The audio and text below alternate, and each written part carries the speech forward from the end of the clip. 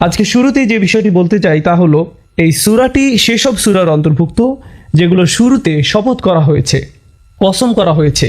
আল্লাহ তাআলা অনেক সূরাতে শপথ করেছেন, সেগুলো নিয়ে আমরা পূর্বে আলোচনা করেছি।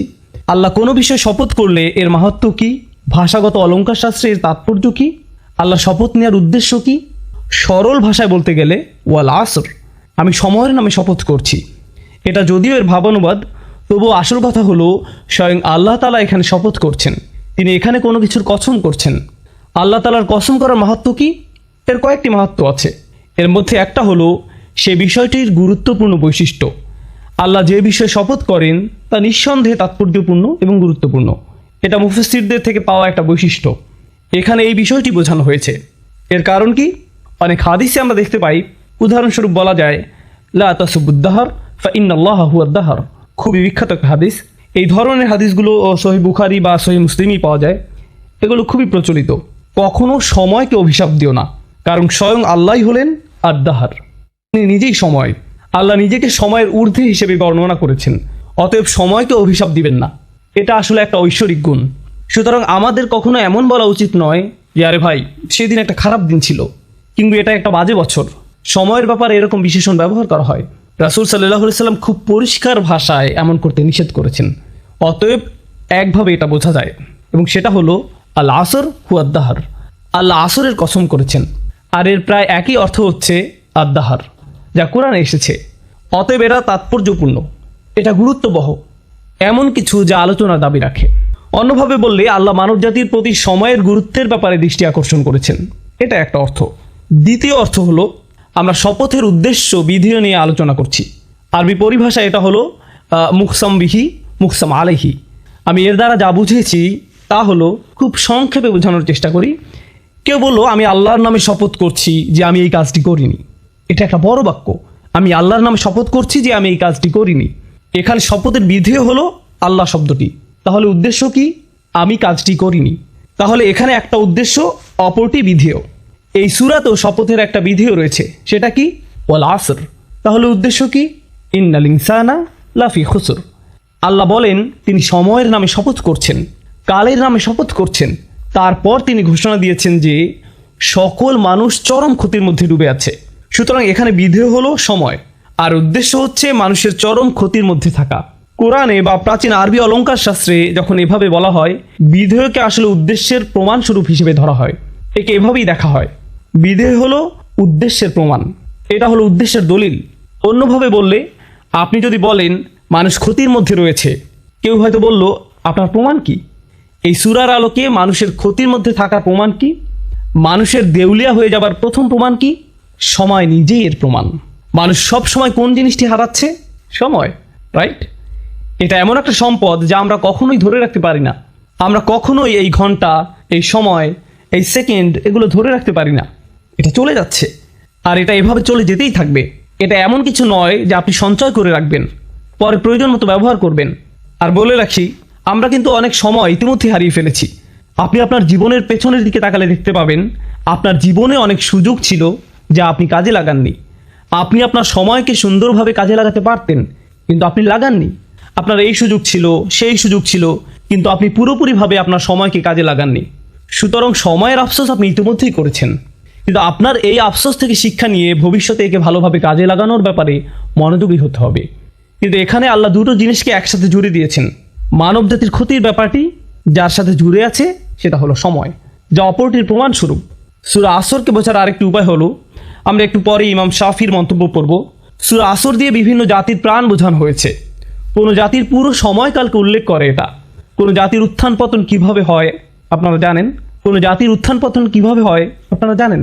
অতএব যখন আল্লাহ ওয়াল আসর শব্দটি ব্যবহার করেন, তিনি শুধু একটা দিনের সময় বোঝাননি, বা কোনো একজন মানুষের জীবনকেই নয়, বরং একটা জাতির পুরো সময়কে বুঝিয়েছেন। আর কোনো জাতির এই উত্থান পতনই হলো এর প্রমাণ যে মানুষ ক্ষতির মধ্যে নিমজ্জিত আছে। ইতিহাস নিজেই মানুষের ক্ষতিতে ডুবে থাকার একটা প্রমাণ। ওয়াল আসর ইন্নাল ইনসানা লাফি খুসর, এটা দিয়ে আল্লাহ এটিই বুঝিয়েছেন। আরও সামনে আগালে আমরা মুকসাম বিহি মুকসাম আলাইহি এর আরও একটা উদাহরণ দেখতে পাই। এখানে শপথের বিধেয় হচ্ছে এর উদ্দেশ্যের একটা সাক্ষী। এটা কিছুটা ভিন্ন ব্যাপার। আমরা দুটি বিষয়ের কথা বলেছি। বিধেয় হলো উদ্দেশ্যের প্রমাণ, এটা একটা ব্যাপার। দ্বিতীয় বিষয় হচ্ছে বিধেয় হচ্ছে উদ্দেশ্যের একটা সাক্ষী। অন্যভাবে বলতে গেলে আল্লাহ উদ্দেশ্যের বিপরীতে একটা সাক্ষী নিয়ে আসলেন। সূরা আসরকে আমরা এভাবে বুঝতে পারি, আল্লাহ সময়কে কোনো কিছুর সাক্ষী হিসেবে এনেছেন। কিসের সাক্ষী হিসেবে এনেছেন?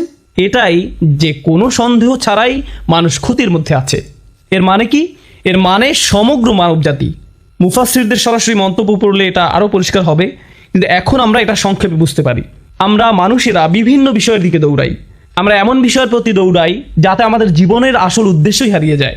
এই সূরার আগের সূরাটিতে এই বিষয়ে আলোকপাত করা হয়েছে, আলহাকুম আত-তাকাসুর। এটা আপনাকে ভ্রষ্ট করে, মাত্রাতিরিক্ত চাওয়া, প্রয়োজনের অতিরিক্ত চাইতে থাকা, এটা আপনাকে আপনার আসল উদ্দেশ্য থেকে ভ্রষ্ট করে। বেশিরভাগ মানুষই ভুল জিনিসের পেছনে দৌড়াতে গিয়ে আসল উদ্দেশ্যের প্রতি উদাসীন, তারা ভুল জিনিসের দিকে ছুটছে। এখন আমরাই কি প্রথম মানুষ যারা সম্পদের পিছনে ছোটে, বা সুন্দর বাড়ির প্রতি ছোটে, অথবা সুন্দরী কোনো মেয়েকে বিয়ে করতে আগ্রহী, ইত্যাদি ইত্যাদি? যাই হোক, আমরাই কি প্রথম মানুষ যারা এসবের পেছনে ছুটছে, নাকি পূর্বের মানুষেরাও এসবের পেছনে ছুটেছে? তারাও ছুটেছে, তারা এগুলোকে সফলতা ভেবে এসবের পেছনে ছুটেছে। যখন তারা এগুলো পাবে তারা সফল হবে। আর আল্লাহ সময়কে সাক্ষী হিসেবে নির্ধারণ করেছেন যাতে আমরা দেখি পূর্ববর্তীরা এসবের পেছনে ছুটেছে আর ব্যর্থ হয়েছে, অন্যরা এসেছে তারাও এসবের পিছনে ছুটেছে এবং ব্যর্থ হয়েছে, পরের লোকেরাও এসেছে এবং একই কাজ করেছে। হাজার বছর ধরে শত শত প্রজন্মের লোকেরা একের পর এক এই একই কাহিনী চলে আসছে। আল্লাহর এক অসাধারণ সৃষ্টি এইসব ঘটনা অবলোকন করছে, এটা একের পর এক এসবের সাক্ষী হয়েছে। আর আমাদের বেলায়ও এমনটা ঘটেছে। অন্যভাবে বললে মানব জাতির করুণ পরিণতির সাক্ষী হচ্ছে সময়। পরিশেষে আল আসর শব্দটির ব্যাপারে বলবো, আমরা এর ভাষাগত বিশ্লেষণে গেলে এটা আরও পরিষ্কার হবে, তবে আমরা এখনও এর সারাংশ পর্যালোচনা করছি। এর সারাংশের আরও একটি ব্যাখ্যা হলো, আসরের অন্যতম অর্থ হলো এমন সময় যা শেষ হয়ে যায় বা শেষের সময়। এমনকি আসরের নামাজও দিনের শেষাংশে পড়া হয়, তাই না? যখন সময় শেষ হয়ে যায়। আর ঐতিহাসিকভাবে বললে প্রাচীনকালে, বিশেষ করে আরব সমাজে, আসরকে ধরা হতো এমন সময় হিসেবে যখন ব্যবসায়ী বা পর্যটকরা খুব তাড়াহুড়া করত। যখন রাত নেমে আসতো তখন তারা অনেক বিপদের আশঙ্কা করত, হয়তো তারা তাদের সম্পদ হারিয়ে ফেলতে পারে, এমন ভয় পেত।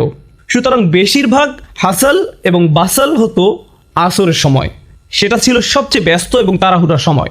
এমনকি এটাও শপথ হিসেবে নেওয়া হয়েছে। আল্লাহ দিনের অন্যান্য সময় শপথ হিসেবে ব্যবহার করেছেন।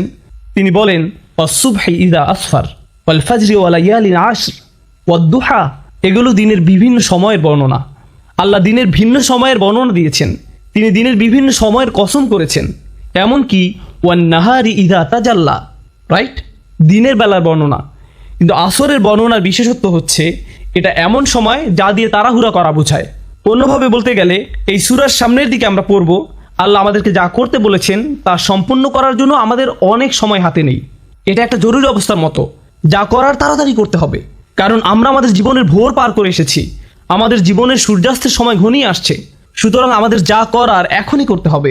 আমাদের সময় শেষ হয়ে যাচ্ছে, সময় ফুরিয়ে যাচ্ছে।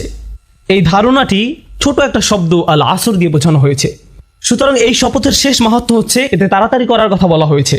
এখানে বেশ কজন আলেমের মধ্যে মুফতি মুহাম্মদ শফি অন্যতম, যিনি সূরা আসরের মানুষের যে ক্ষতির কথা চিত্রিত হয়েছে তার তুলনা করেছেন এমন একজনের সাথে যে বরফ বিক্রি করছে। প্রাচীনকালে তো ফ্রিজ ছিল না, তাই না? সুতরাং বরফ বিক্রেতার তো খুব বেশি সময় নেই, আর এটা দ্রুত গলে শেষ হয়ে যাচ্ছে। তাকে এই সময়ের মধ্যেই ক্রেতার কাছে পৌঁছাতে হবে এবং এগুলো বিক্রি করতে হবে। আর যদি সময় ফুরিয়ে যায় তাহলে এই সকল পরিশ্রম বৃথা যাবে। অতএব তার যে কাজ তা তাড়াতাড়ি সম্পূর্ণ করতে হবে। এই সূরার মাঝের আয়াতের সারাংশ নিয়ে আমরা পরে আলোচনা করব।